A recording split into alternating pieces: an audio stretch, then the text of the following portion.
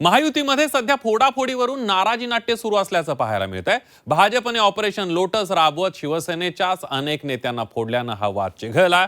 याबाबत एकनाथ शिंदेंनी थेट अमित शहांची भेट घेत नाराजी व्यक्त केली होती आणि यावरूनच आता सामनामधून एकनाथ शिंदेंवर निशाणा साधण्यात आलाय। एकनाथ शिंदेंनी जे पेरलं तेच उगवलं। महाराष्ट्रात नाराजी नाट्य कोसळणार असल्याची जोरदार टीका सामनामधून करण्यात आली आहे। राज्यात महायुतीमध्ये कार्यकर्ते आणि नेत्यांच्या फोडाफोडीवरून नाराजी नाट्य सुरू झालंय। भाजपने ऑपरेशन लोटस राबवत शिवसेनेच्याच नेत्यांना भाजपमध्ये प्रवेश देण्याचा धडाका सुरू केलाय।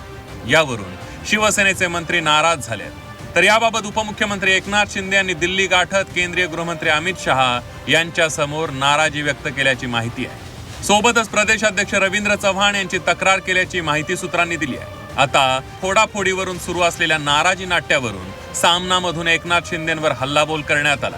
एकनाथ शिंदेंनी जे पेरलं तेच उगवलं असं म्हणत महाराष्ट्रात नाराजी नाट्य कोसळणार असल्याचा निशाणा सामनामधून साधण्यात आला। शिंदे यांनी जे पेरलं तेच उगवलंय। भाजपला शिंदे नकोसे झाले। शिंदे यांना त्यांची जागा दाखवण्याचा लोटस कार्यक्रम सुरू झालाय। रवींद्र चव्हाणांनी मोठी रक्कम देऊन आमची माणसं फोडली या तक्रारीवर अमित शहांना हसू आवरलं नाही। जे शिंदे स्वतःच फुटले त्यांनी माणसं फोडण्यावर चिंता व्यक्त करावी हा मोठाच विनोद आहे। महाराष्ट्रात सत्ता पक्षातील नाराजी नाट्य सुरूच राहील। या नाराजी नाट्याचा तिसरा अंक आता सुरू झाला आणि हा अंक संपवणारी घंटा वाजते आहे। नाराज शिंदे यांना भाजप कवडीची किंमत द्यायला तयार नाही। नाराजीचं महानाट्य कोसळून पडणार हे नक्की आहे। सामनामधून एकनाथ शिंदे यांच्यावर केलेल्या टीकेला उद्योगमंत्री उदय सामंत यांनी झी24 तासच्या टू द पॉइंट या विशेष मुलाखतीतून प्रत्युत्तर दिलंय। ही चित्रपटाची चांगली कथा आहे, यात सत्यता काहीच नाही असं म्हणत उदय सामंत यांनी सामनामधला दावा खोडून काढलाय। शिंदे यांनी जे पेरले आहे तेच उगवले आहे। भाजपला शिंदे नकोसे झाले आहेत। शिंदे यांना त्यांची जागा दाखवण्याचा लोटस कार्यक्रम सुरू झाला आहे। रवींद्र चव्हाणांनी मोठी रक्कम देऊन आमची माणसे फोडली या तक्रारीवर अमित शहांना हसू आवरले नाही। जे शिंदे स्वतःच फुटले त्यांनी माणसे फोडल्यावर चिंता व्यक्त करावी हा मोठा विनोद आहे।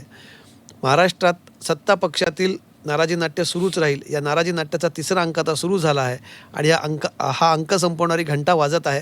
नाराज शिंदे यांना भाजप कवडीची किंमत द्यायला तयार नाही। नाराजीचे महानाट्य कोसळून पडणार हे नक्की आहे असं सामना म्हणत आहे। नाही, एखाद्या पिक्चरची स्टोरी चांगली आहे नाही, त्याच्यामध्ये सत्यता काहीच नाही। आणि ह्या पेपरमधला अग्रलेख हा आम्हाला काही नवीनच नाही आहे। 4 वर्ष 3.5-4 वर्ष हा तर कुठेतरी पार्लमेंटरी भाषेमध्ये आहे।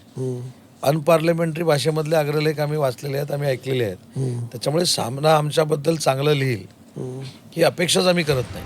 अस्वस्थ लोक सामनामध्ये लिहित असतात, त्यामुळे सामना फार गांभीर्यानं घेण्याची गरज नसल्याचं म्हणत चंद्रशेखर बावनकुळे यांनी जोरदार निशाणा साधलाय। सामन्याचं काही फार सिरियस घेऊ नका।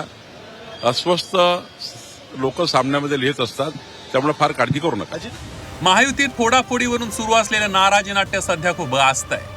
नाराजीचा हा विषय थेट दिल्लीपर्यंत पोहोचला।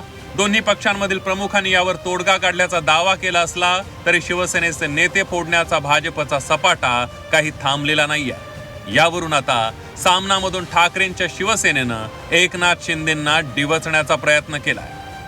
ब्युरो रिपोर्ट, झी24 तास।